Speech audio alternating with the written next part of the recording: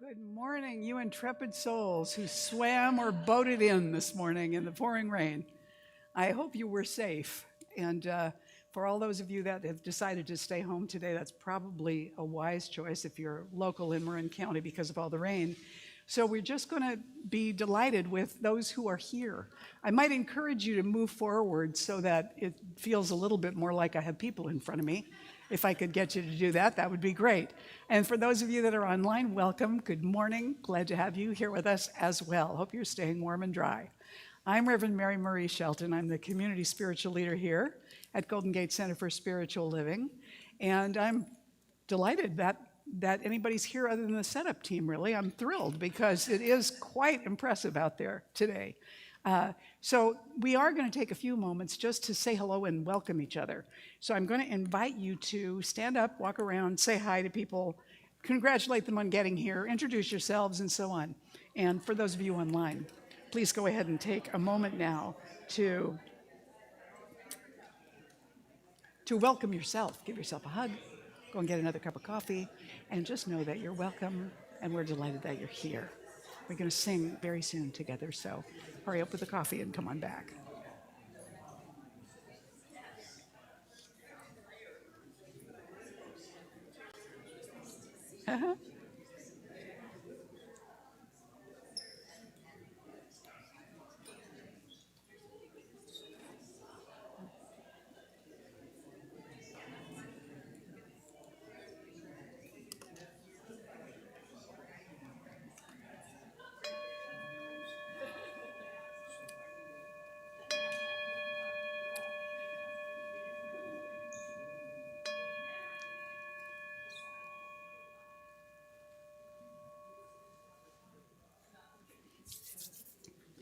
All right, good morning again.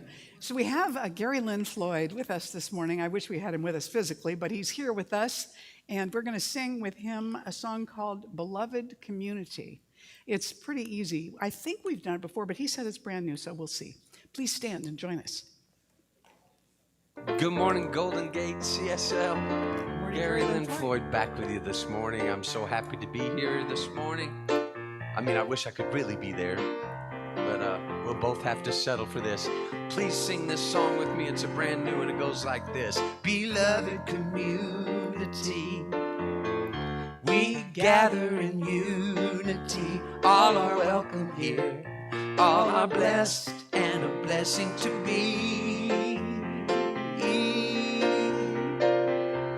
Beloved community, where we discover divinity, recovering who we are in our beloved community. The second part goes like this. It doesn't matter where we've come from. It doesn't matter what we've undone. All that matters is we're here now. Keep an open heart, let Spirit work it out. Here we go. Beloved community, we gather in unity. All are welcome here. All are blessed and a blessing to be. Beloved community, where we discover divinity, recovering who we are in our beloved community. Second part. It doesn't matter where we've come from. It doesn't matter what we've undone. All that matters is we're here now. Keep an open heart, let Spirit work it out. Beloved community, we gather in unity. All are welcome here.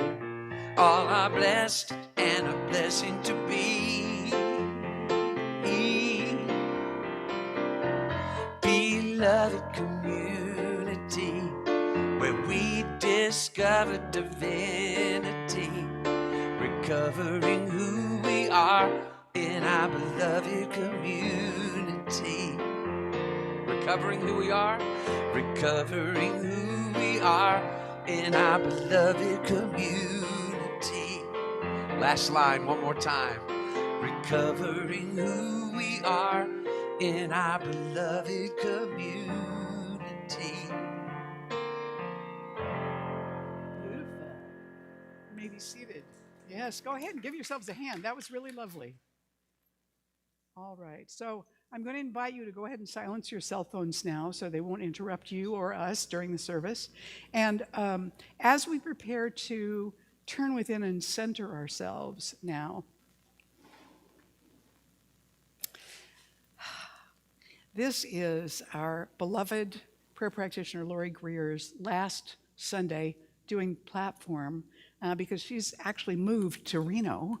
She's sitting right here, but she's actually moved to Reno, and so she will be back with us from time to time, but she's shifting her focus over there. So as she comes up to do the opening for us, let's give her a hand.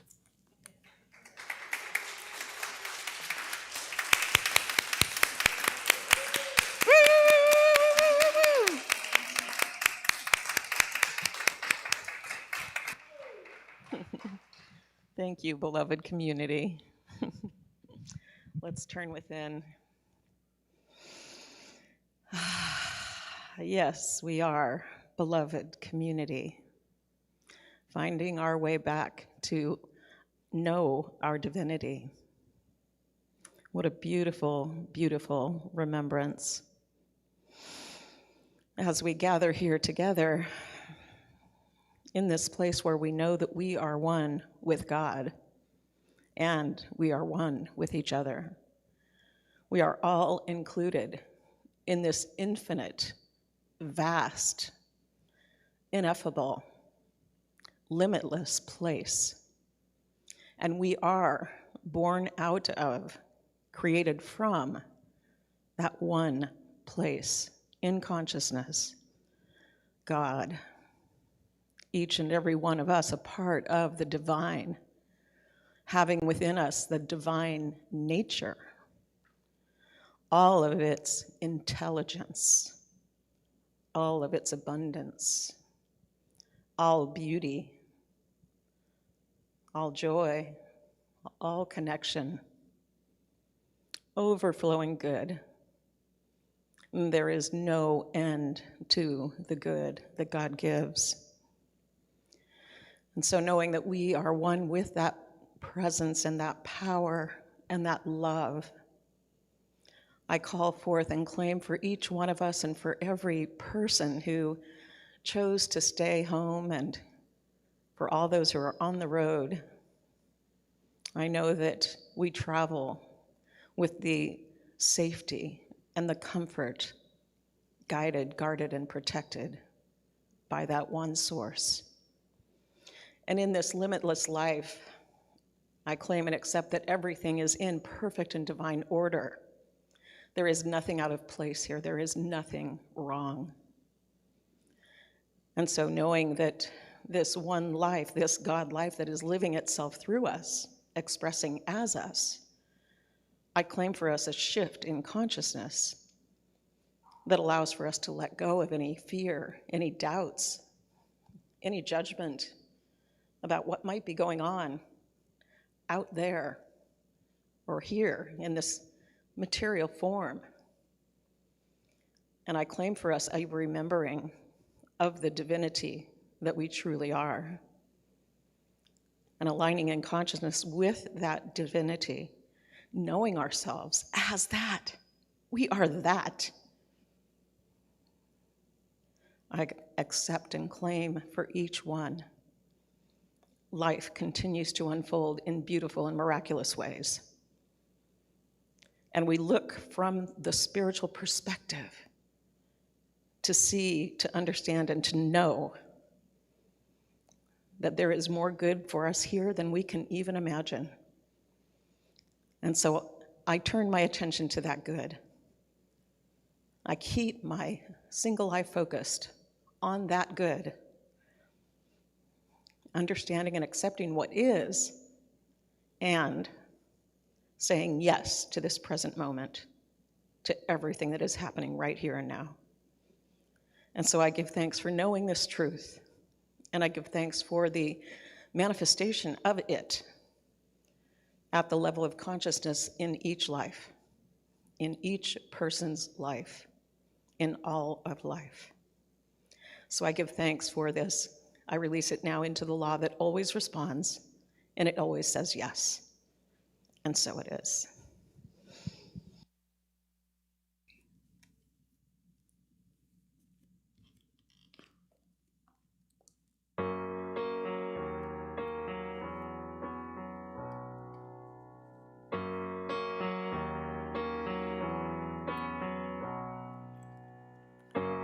Do you remember you are love at the heart of your being?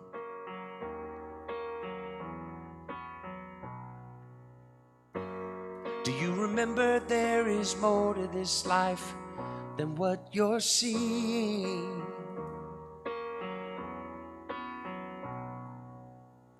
Let me remind you, you are beautiful by far. You've nothing more to prove when you remember who you are. If you ever forget, I will help you remember who you are and who you're here to be. Sometimes it's hard to make a way through the dark, but I will see for you and help you remember who you are.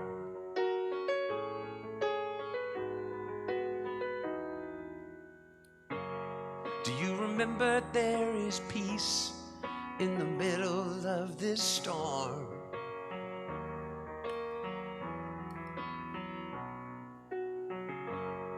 Do you remember you have all you need inside to keep you warm?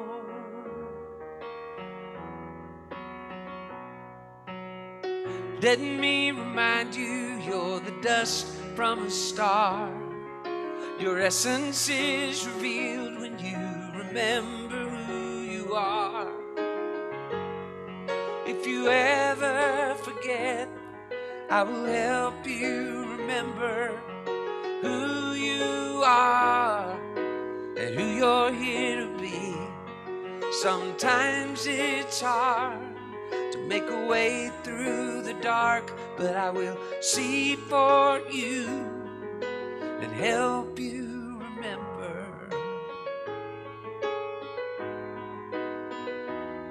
You are stronger than you think you are, braver than you seem.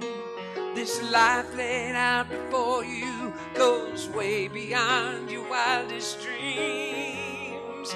If you ever forget, I will help you remember who you are and who you're here to be.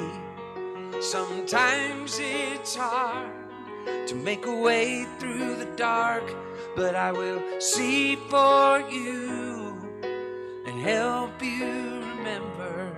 If you ever forget, I will help you remember who you are and who you're here to be.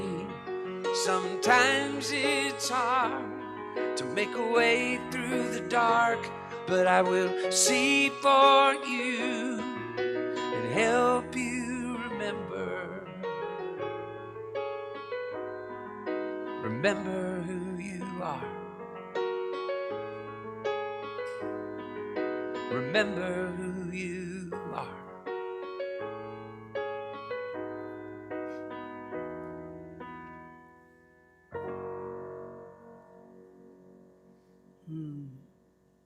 Love you.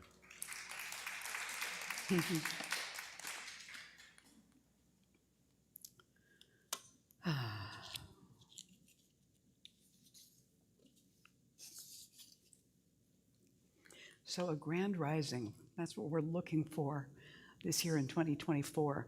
And I want to draw your attention to the altar this morning, which is in honor of Chinese New Year, which actually starts next Sunday. This is the year of the wood.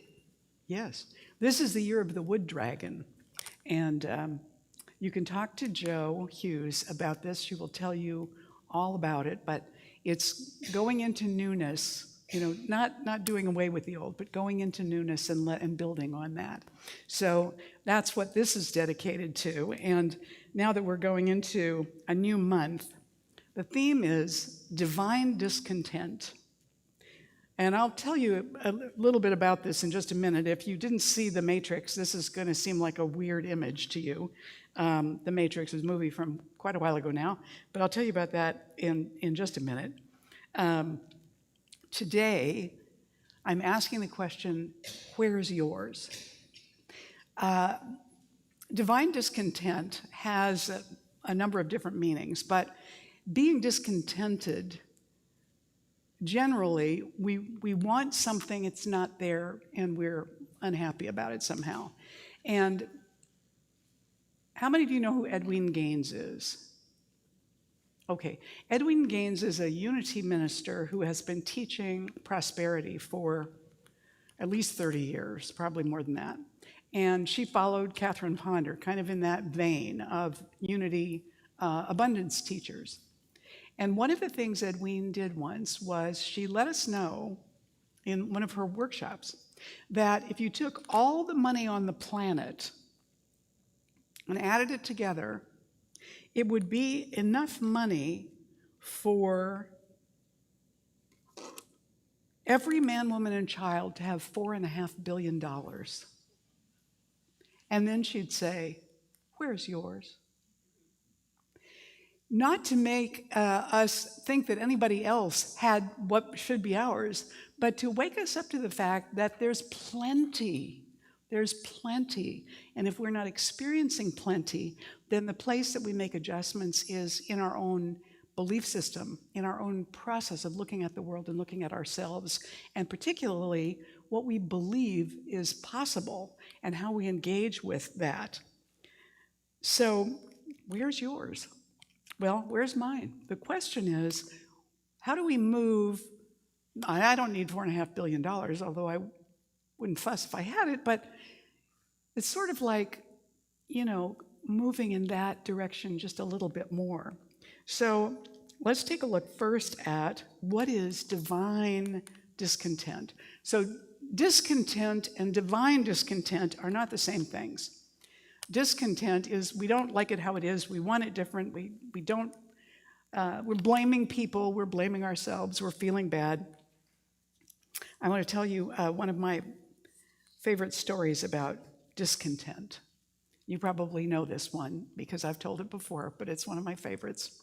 So this fellow's uncle dies, and the uncle doesn't have a lot of money, but he does have a prize parrot. So his nephew inherits the prize parrot. The only thing is that this old guy, when he passed away, he had been a ship captain, he had dealt with cargo and all that kind of stuff. And so he was in a company of men with a lot of salty language for quite a long time, which the parrot reproduced perfectly, enunciated perfectly. And it was kind of embarrassing to this young man to have this parrot burst into conversation with all these profanities. So he decided he would try and teach the bird different words, different ways of speaking. And he spent quite a few months at it and was not successful at all. The bird was still swearing and screaming, and it just drove him crazy. He wound up running around his apartment chasing this parrot around the apartment, which, as you might imagine, made things worse. And finally he got hold of it, and he grabbed it, and he took it to the kitchen, and he opened the freezer, and he stuffed it in the freezer and shut the door. And he felt relieved. But meanwhile, he could hear the bird kicking and screaming and swearing and flapping, in the freezer. And then, pretty soon, silence. And he took a deep breath. Finally, silence. And then he thought to himself, what am I doing? I just put my uncle's prize parrot in the freezer. And he jerked the door open, and the parrot marched out onto his arm, looked him in the eyes, and said, I want to apologize to you if my language has in any way offended you. And I promise you, it will never happen again. And do you mind, may I ask, what did the chicken do? sometimes we discover that our discontent, we don't have a good enough reason for our discontent. We're just comparing it to what went on before and wanting to go backwards into that time. So that's not the kind of discontent I'm talking about. So going back to the red pill and the blue pill. In the movie The Matrix, this film was 1999, it represents a choice between willingness to learn a potentially unsettling truth by taking the red pill, or remaining in the experience of ordinary reality by taking the blue pill. And so the main character is offered this choice. And Morpheus, the rebel leader of this thing, says to the hero, you take the blue pill, the story ends. You wake up in your bed and believe whatever you want to believe. You take the red pill, you stay in Wonderland, and I show you how deep the rabbit hole goes. And of course, the hero decides to take the red pill, and therein is the adventure of the whole experience. The red pill wakes him up to the reality of how human beings are being used basically as batteries, while in their heads they think they're living this life, right? So taking the red pill is about being willing to face what's real rather than just what we want. When we look at divine discontent, Neil Maxwell said, is an awareness of an uncomfortable gap between what we are and what we have the power to become. These feelings are God-given and create a feeling of urgency to take action and grow. Sometimes we feel compelled to go somewhere, to do something, to take a particular action, and we can't really describe why it is that we feel that way.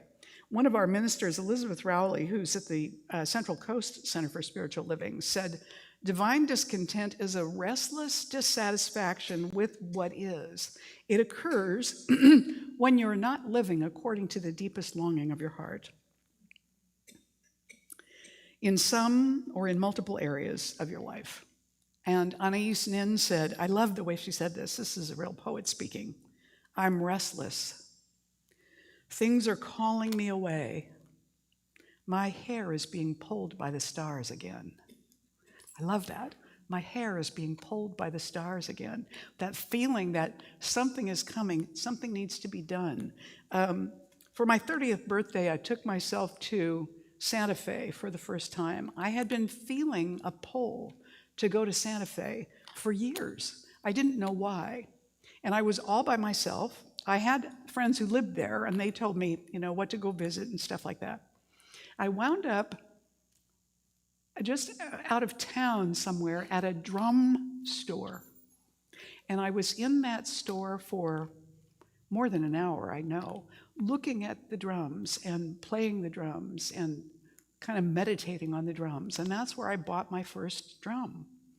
And it was such an incredible feeling to be there, not knowing exactly why I was there, but coming home with this wonderful thing that I used many, many times at retreats, over the years after that. So divine discontent is, let's look at it in these two ways, as a gap between where we are now and where we want to be, or who we are and who we have the potential to be. It is a feeling of dissatisfaction that's restless, a kind of a what if feeling that, if ignored, increases. The discomfort increases. It's not like you can ignore it away. It just keeps poking you. It just keeps bugging you until you do something about it. And so when we want to move on, Ernest Holmes said in his writings, nature will not let us stay in any one place too long. It basically, he says, it will let us stay only long enough to gather the experience, the wisdom, the consciousness necessary to the next step. And then we have to move on. It's time for that change to take place. And so Carl Jung said, every transformation demands as its precondition the ending of a world, the collapse of an old philosophy of life. if we want to move into a more abundant sense of the good of our lives and the world, there's something that will be eliminated, that will fall away. And it's not always comfortable. In fact, usually when we're transitioning into something that's really important in our own expansion and development, it isn't comfortable. We can look back and see why it was important, but it isn't comfortable. Now, I was looking on the internet yesterday, and I mentioned Edwene Gaines earlier. She has 4 laws of prosperity. Deepak Chopra has 7 spiritual laws of abundance. Somebody else has 12 laws of abundance. It was like, pick how many you want and then decide whose they're going to be and which ones. Or you could just look at all of them and then assemble the ones you like the best. But I'm going to share the ones that Chopra brought to our attention. And this is Marilyn Ferguson said, it's not so much that we're afraid of change or so in love with the old ways, but it's that place in between that we fear. It's like being between trapezes. It's Linus when his blanket is in the dryer. There's nothing to hold on to. And I have a nephew who actually stood in front of the dryer and cried because his blanket was in there. So I know whereas she speaks, that place in between where you don't know if you're going to get what you really, really, really want ever again if you had it before. So the 7 spiritual laws of abundance from Deepak Chopra are, first of all, the source of abundance is infinite. Now, we know that everything is created in consciousness first, and consciousness is infinite. You can imagine anything. You can imagine things that have never been. You can imagine things that are in our minds impossible or improbable, but consciousness can go there. There's no place consciousness can't go. It is infinite.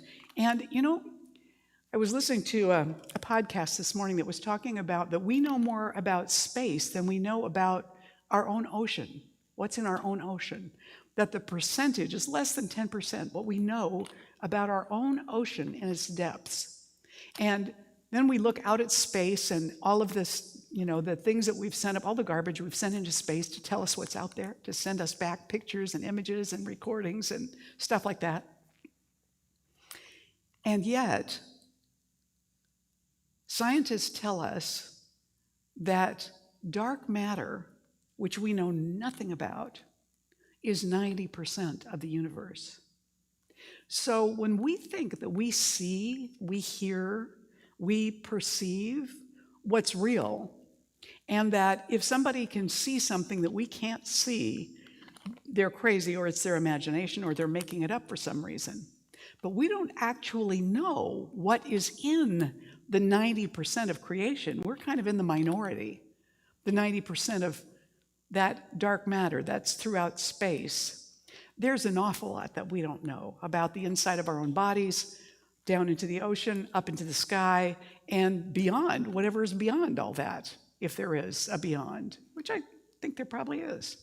So in the midst of all this, we know that consciousness is infinite. We also know that there's a vast amount of unknown which is available, and that is the field of all possibilities that Deepak Chopra talks about. So the source is infinite. That potential, that possibility is infinite. And then he says the next spiritual law is whatever it is that you wish to receive, give that. If you want more time, give time. If you want more attention, give attention. If you want more money, give money. What happens is the universe mirrors it back because of the repetition of doing it. It's showing as a value in your consciousness to be able to do that, and so you get more coming back to do with that. The third spiritual law is money is an exchange of values. So the way that we use money or spend money reflects our values. Buddha encouraged people to engage only in right livelihood. In other words, don't do any kind of work that damages other people or you or the planet, Right livelihood brings forth greater good.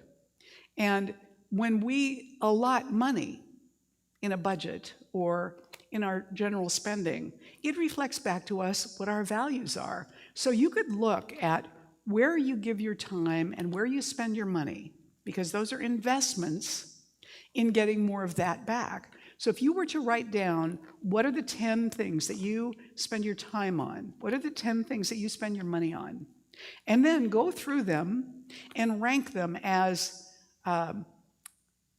spirit, heart, body, there's another one, mind. Spirit, heart, body, and mind. And just see where most of your time and attention or most of your money is going. Just notice the balance among those, because we don't distribute our attention or our money evenly. We don't distribute our energy evenly. We may not realize the values that we're reflecting into the universe by how we're investing our time and spending our money. So money is an exchange of values. We're getting back something that we valued enough to spend that money on.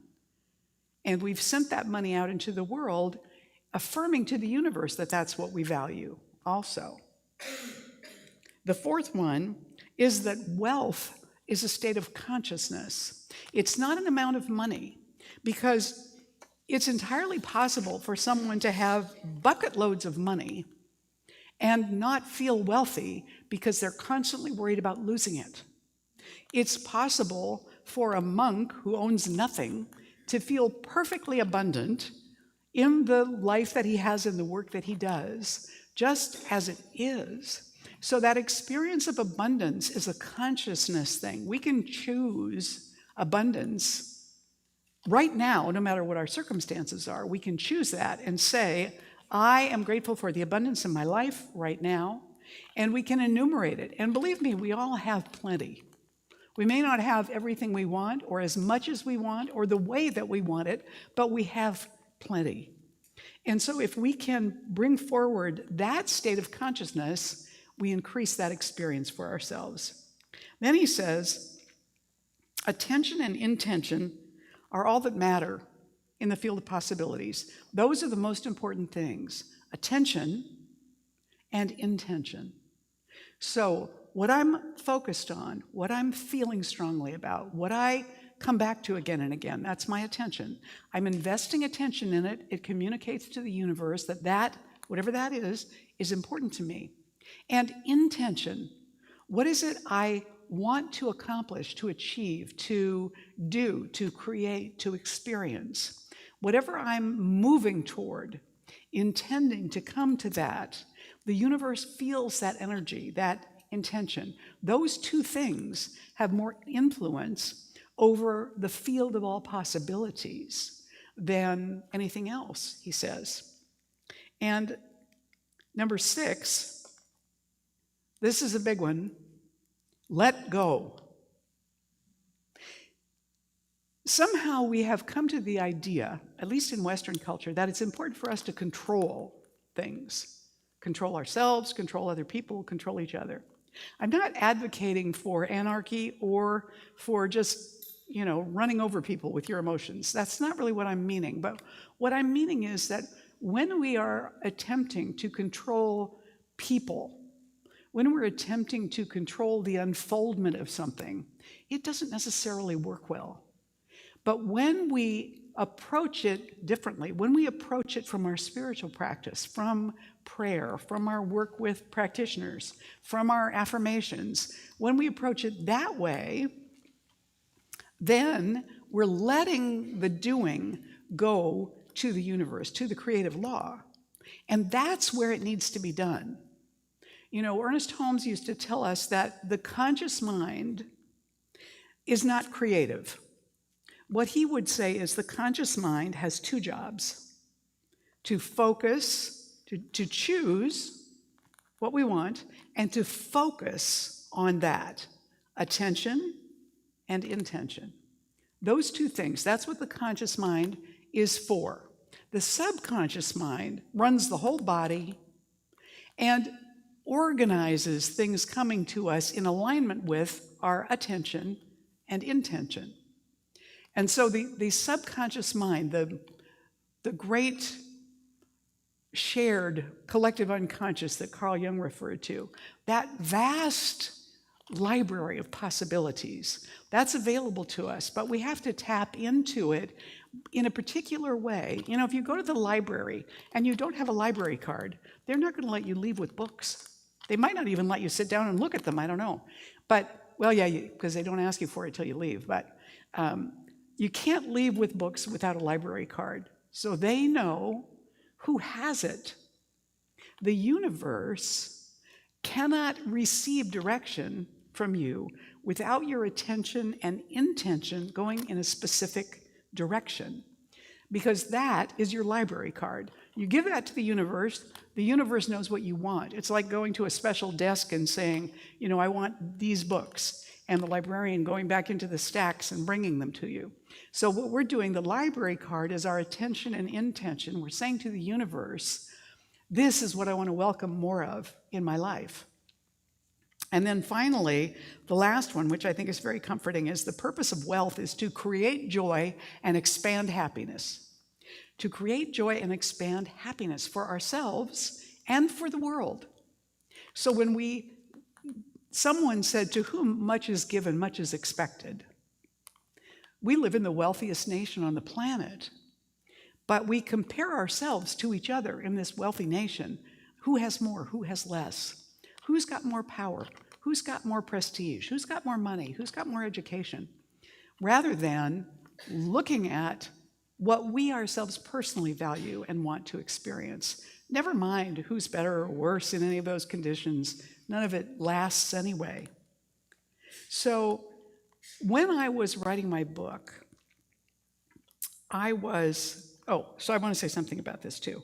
What we're doing in letting go, for example, is we're letting God be God and do what God does. God as the presence and the creative law, that whole presence of God. And what God does through the creative law is bring those things forward into our experience. And it really isn't our conscious mind's capacity to do that. If we're headed in the direction that we want to go, if we follow our guidance, then we're cooperating with the flow of what the law is creating for us. But if we ignore the law and try to do it on our own, or try and subvert the law by intending something negative or hurtful towards someone else, it will backfire. We want to let God be God. We want to tell the infinite what we want to experience, how we want to feel about it, and let the law work with that to bring us that which matches, rather than saying to God, I want that job, I want that boyfriend or girlfriend, I want that parking place, I want that house, because that shuts down all the other possibilities, everything else that could come. And something out there might actually be better, a better match. We can't possibly know. Is this making sense? You with me here? Okay. So when I was writing my book, A Darkness Filled with Light, which had a different title originally, but I was looking at the qualities of God or the qualities, the spiritual qualities within ourselves that were qualities of being that we have available to us all the time. And in practicing abundance, in staying in alignment with these laws that Deepak was talking about, these are the qualities that I associate with that. So there are a couple of ways that we can actually practice abundance. One of them is to be with a group that is doing that in a class or in a book study or in a small group, discussion group or something like that, where other people also are doing the work that we're doing with the intention of growing. This is why persistence in 12-step programs works.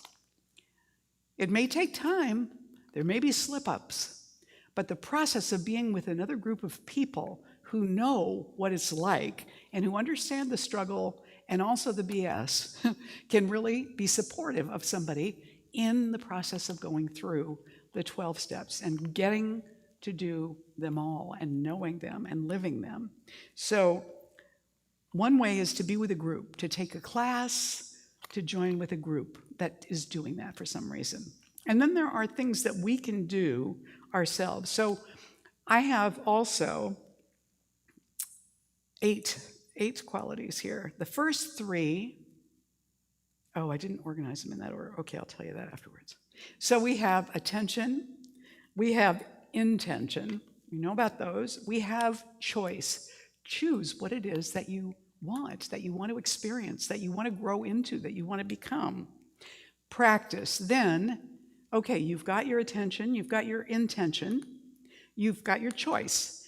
Now, you get to practice. How does it feel if that's already real in my life? What does that feel like? And feel it.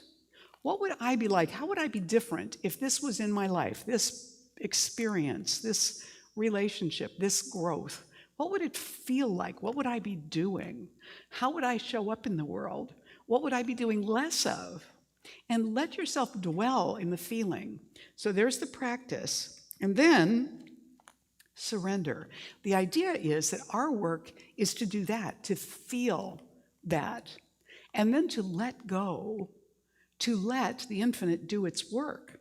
And as the infinite does that work, the next thing that happens is we will get guidance about it that comes to us through intuition. It may show up as a television show or a song or an article or a conversation somebody has, or one word you hear in an elevator somewhere, and something clicks into place and gives you an idea that points you in a general direction toward what it was that you chose.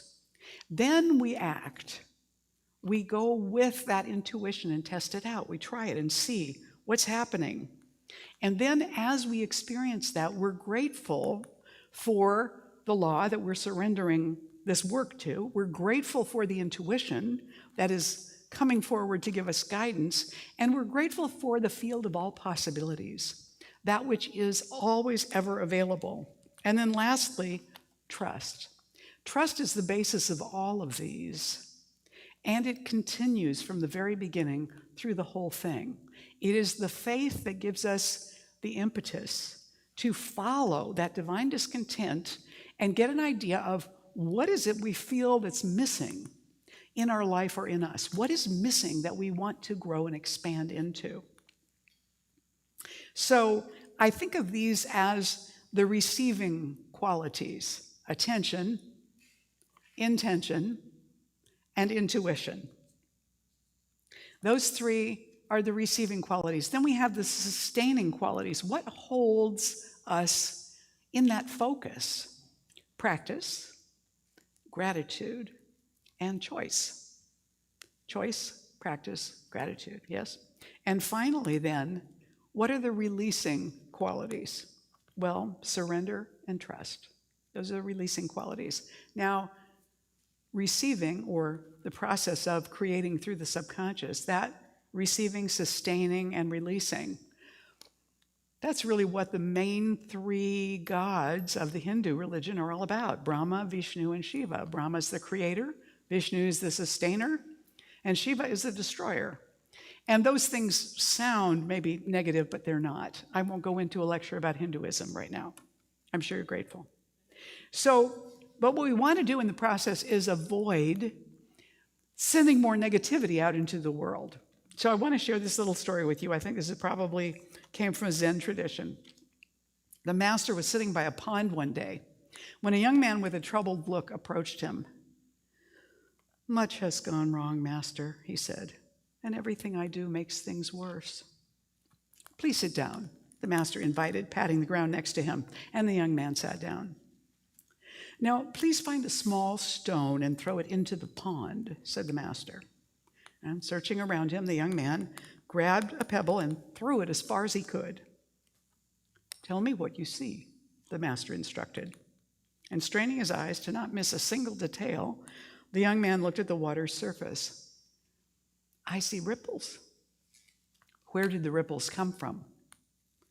"From the pebble I threw in the pond, master." "Please reach your hand into the water and stop the ripples," the master said. The young man stuck his hand in the water as a ripple neared. Were you able to stop the ripples with your hands? Asked the master. No, it only caused more ripples. Could you have stopped the ripples then? No, master. What if you had stopped the pebble from entering the water to begin with? The master looked deeply into the young man's eyes as a stone into water. Next time you are unhappy with your life, catch that stone before it hits the water. Do not spend any time trying to undo what you've done. Rather, change what you are about to do before you do it. And that's really the heart of the message. When we begin to change, we go through a series that's a process of becoming aware. So we discover first what it is that we're uncomfortable about. What do we want to change? What are we feeling divine discontent about? And we know we want that to change, or we want to change. So we have that in mind. That's our intention. But our attention isn't quite there yet. So there's a little story by Portia Nelson that is in our foundations class that works very well in describing this. It's called Autobiography in 5 Chapters. I walk down the street. There's a deep hole in the sidewalk. I don't see it. I fall in. I can't believe I'm in this. This is not my fault. It takes me, I don't know how to get out. I have to have help to get out. Chapter 2. I walk down the same street. There's a deep hole in the sidewalk. I fall in. I can't believe I'm back in this same place. It still takes a long time to get out. Chapter 3, I walk down the same street. There's a deep hole in the sidewalk. I see it, but I fall in. It's a habit. It doesn't take me any time at all to get out. Chapter 4, I walk down the same street. There's a deep hole in the sidewalk. I walk around the hole. Chapter 5, I walk down a different street. So the process of change is incremental. Once we've decided, we can get disappointed very early on because we think, well, I'm never going to remember to do this before I'm actually doing it. We realize afterwards that we've done it again. Or we realize while we're doing it that we're doing it, but we can't stop. Or we know we're about to do it, but we can't stop ourselves. Then we're about to do it and we shift just a little bit. And eventually it gets easier. But there's an incremental process to that change usually that goes on. It's not often like that, right? So in this divine discontent, which I think is very easy for any of us to find ourselves in, because until we're fully realized, there's always more for us to discover, to be, to do, to learn, to receive, to grow into. Yes? Hello, is this an English-speaking group? Yes? Okay. Yes. What? Yes, okay. All right, good. So then let's take this idea about divine discontent and let's move it now within into prayer so we can begin to bring our attention and our intention forward. Take a deep breath. And just notice your body right now. Notice how it feels. We bless these bodies as a manifestation of the Creator, the one, the infinite, the mystery, the divine presence, that one that intends and overflows into creation, all of it chosen and all of it fresh and new. This creation is continually going on all around us.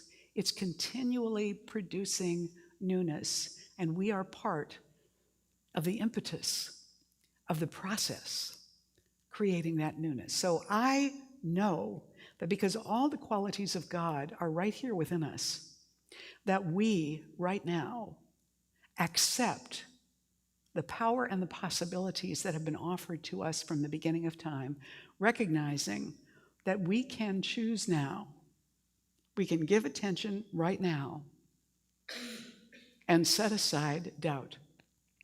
Give attention right now in consciousness, because we can, to that which we wish to experience, to receive, to be, to do.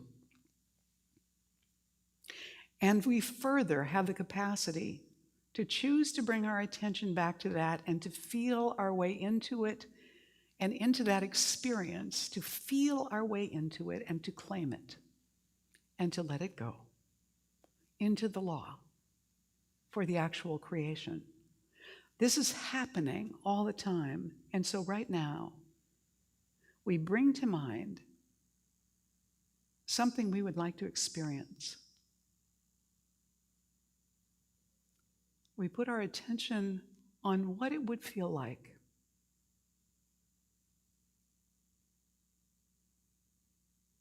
We put our attention on how we would feel and how we would behave and how we would look and what we would be doing and saying. And we allow ourselves to be lifted into that experience with love and gratitude. And then we simply let it go to the law to do the work, knowing that we have provided clarity. And we're so grateful for the law. We're grateful for the falling away of any doubt. We're grateful for the power and the field of all possibilities. We're grateful for the guidance that we receive in response. And so we let this go to the law in peace with gratitude, and we simply let it be. And together we say, and so it is. Please stand and join me for the morning affirmation.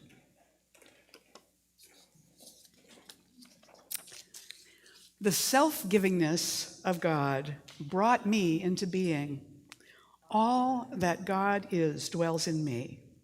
All that God creates is mine to use wisely and well.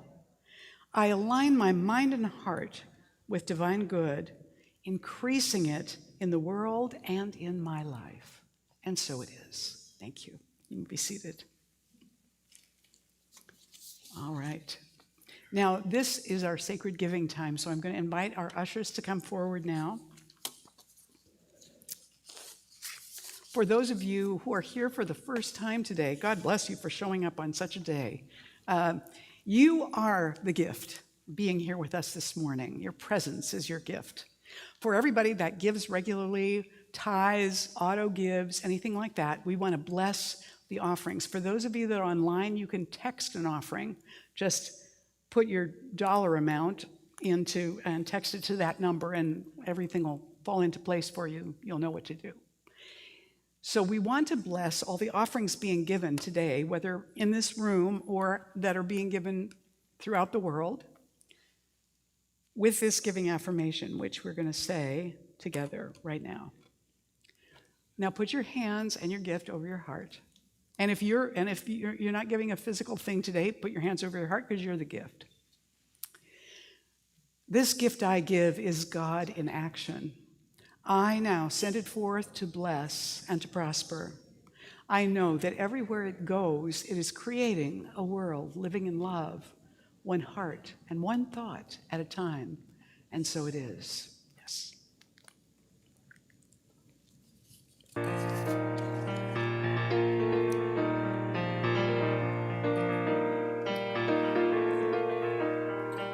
Imagine if we all could learn to live as friends, and you and I could set aside our differences. Could it ever be reality? If God could find a way of using you and me, then an open mind and colorblind would finally be, and we could live in harmony. Peace and joy for every boy and girl. I know that we can find it in the real world. There would be no hungry mouths to feed, and no more insecurity.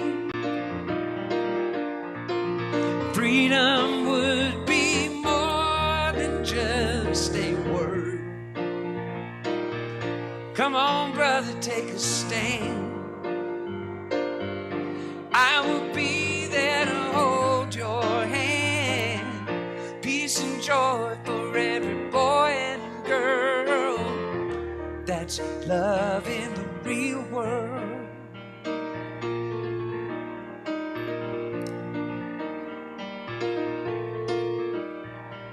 Life to me sometimes can be a human zoo. Our backs turned toward the keeper. What are we about to do? Has truth seen its brighter day? Let's just find a way for us to celebrate the difference made when we won't trade our love for hate. Could it ever be reality? We could live in harmony, peace and joy for every boy and girl. I know that we can find it in the real world. There would be no hungry mouths to feed, no more insecurity. Freedom would be more than just a word. Come on, sister, take your stand. I will be there to hold your hand. Peace and joy for every boy and girl. That's love in the real world. Peace and joy for every boy and girl. That's love in the real world. Peace and joy for every boy and girl. That's love in the real world. Love in the real world. That's love in the real world.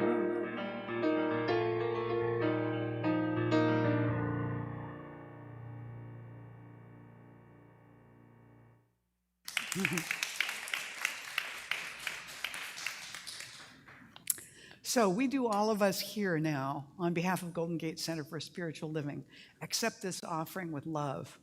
And we send it out into the world with an energy of divine discontent, allowing people to be spurred on to their greatness and intuitive guidance. And so it is.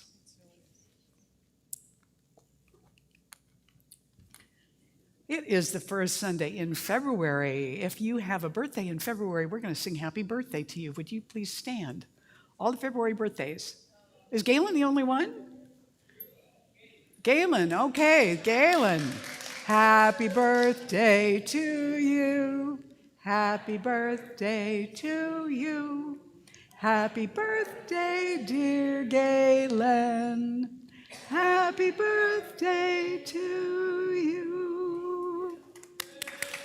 And for any and all of you online this morning, I know my son's birthday is coming up next week. Happy birthday, honey, if you're watching. And happy birthday to all of you February babies out there this morning. Okay, let's see here. If you're with us for the very first time this morning, I want to draw your attention to the welcome table back here where Galen is waving a blue card in the air. There's a lot of handouts and stuff back there you're welcome to, and also welcome packets. Pick one of those up, and inside you'll find that blue card. If you just fill it out and give it to Galen, she's going to give you a little book as our thank you gift for being here this morning. It's called Nourishing Thoughts. You can ask her about it. She carries one in her purse all the time. And that's also your invitation to come back with us. We really look forward to having you with us when it's easier to get here, on a sunnier day maybe. Also, I want to especially thank everybody that was here to set up this morning, because Frank told me that they're saying on the radio, if you don't need to go out today, don't do it. But we were here, even if it was just us. So please, let's give a warm thank you to everybody who was involved in getting it going today. I am going to begin teaching a new membership class next Sunday. Yes, I know it is Super Bowl Sunday. But if you want to be a member, you do need to be in the class, so tape the game and then swear everybody to secrecy until you have a chance to see it. I know true diehard fans, that's really, really difficult. But anyway, we're going to have 3 classes. It's 3 2-hour sessions. It's free. It will be on Zoom so that those of you that may not live here locally can also consider becoming members of Golden Gate Center for Spiritual Living once you've participated in the whole class. Then we'll have a reception and we'll have a welcoming Sunday here following that. So at the end of March is when the new member Sunday will be, and we look forward to welcoming those who are going to be becoming new members.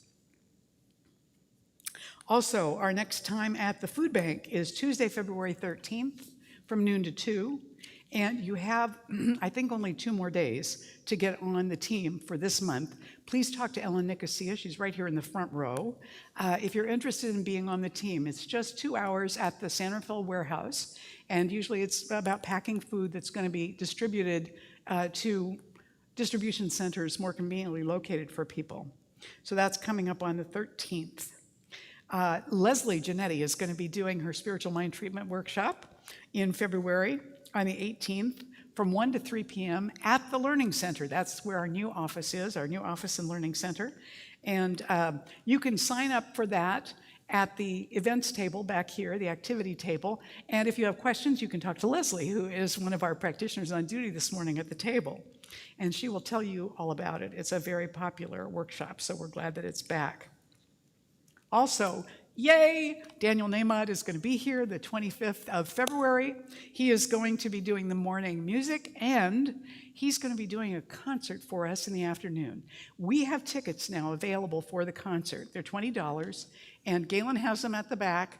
Unfortunately, we can't take credit cards or anything like that today. It's just cash or check. But we will have an online version of this where you can go and buy your ticket online also. But if you'd like a physical ticket this morning, go back and see Galen at the welcome table, and she'll make sure that you get that. Also, that Sunday, we'll have a potluck lunch right after the service, and so there is a sign-up sheet on this table for the potluck. If you want to bring main courses, desserts, whatever, there's a place back there where you can sign up. At least I hope there is. There should be. All right. I am teaching financial freedom. That's coming up 8 Tuesday nights beginning the 28th of February. It will be on Zoom from 6:30 to 9:30 p.m. This particular class does have a lot of reading in the student workbook. The student workbook is jam-packed with resources and stuff, and it is a practical application of spiritual principles. So there'll be a good amount of spiritual principle taught at the beginning that moves then into how to apply that practically and how to use those tools that you get to move you forward in your experience of abundance and financial freedom. So you can register for that class online. I believe the link is in your bulletin this morning because you won't find it on the website right now, but if you put that link in, it will take you right to the page for registering. And you can still get in on the early bird price for 1 more week. Finally, as you know, we've been encouraging everybody to join GGCSL as a follower on Meetup, because you can click into any event you intend to come to, and it will give us an idea of how many people are coming. So once the concert goes up, then people that are intending to come can click on that, and we can see how many of those people, not which ones specifically, but have bought tickets already, and which ones would like to come but haven't yet bought tickets. We are experimenting right now with the idea of live streaming it too, and those people would also pay. So we have to figure out how to do that, how to have a paywall to do that. But that's kind of the vision. So bring your friends, get a lot of people in here for that Sunday for Daniel, and then we'll welcome some online as well. By the way, it's free to join Meetup, and once you get to Meetup, just look for Golden Gate Center for Spiritual Living, put it in the search thing, and then you'll join our group. All right, as I said, we have 2 practitioners on duty this morning. They're there for you for prayer following the service. Please go to the table. If nobody's there, just wait until one of them comes back, and they'll take you back here into a private area for the prayer. You can also make a written request and put it in the prayer box. So, practitioners, would you surround the room now? We're going to go ahead and finish with prayer this morning together. So, I'm going to invite you to close your eyes and go within. There is one infinite presence. That full, free, abundant, rich presence is right here, standing on this platform, sitting in the chairs, standing around the room. That presence is all around us, within us. It's all there is. That presence is never lacking for anything. It is always abundant, and it is ours. So I claim for each one of us this morning that opening in our hearts, in our minds, in our consciousness that allows us to receive the good, the greater good that's been here for us from the beginning, to expand our boundaries and allow that to come in, releasing every doubt, every fear, every worry, and letting those go into their native nothingness, while opening to receive with gratitude, with welcome, the good that wants to arrive in our lives, beginning with safe travels home. We accept this goodness in advance. We know that whatever we need to know or do in order to cooperate with this flow of divine good is made known to us gently and clearly now. And we're so deeply grateful for all of this. We accept it for ourselves and for each other with gratitude. We let the word go and let it be. And together we say, and so it is. Yes, please stand and join us for the closing blessing and the closing song. So we speak this blessing together. I now walk so that whoever walks beside me dwells in the presence of God. And whoever places a hand in mine is lifted. And whoever thinks of me is illumined with God consciousness. For spirit and all people and I are one eternally. And so it is. This is Gary's signature sign-off song. We all know it. I love you Unless all you're new, but over there at Golden Gate Center for Spiritual Living. I hope I can see you in person sometime soon. Until then, take this blessing with you this week. I love you. Have a wonderful week. Love be with you. Peace enfold you. Spirit lift you. Breathe it in. Truth come through you. May good flow to you. And let joy renew you until we meet again. Love be with you. Ooh, love be with you. Love be with you, peace enfold you, spirit lift you, breathe it in. Truth come through you, may good flow to you, and let joy renew you until we meet again. Love be with you. Ooh, love be with you. Ooh, love be with you. Love be with you. Ooh, love be with you. One more time. Ooh, love be with you. Ooh, love be with you. I love you. See you next time.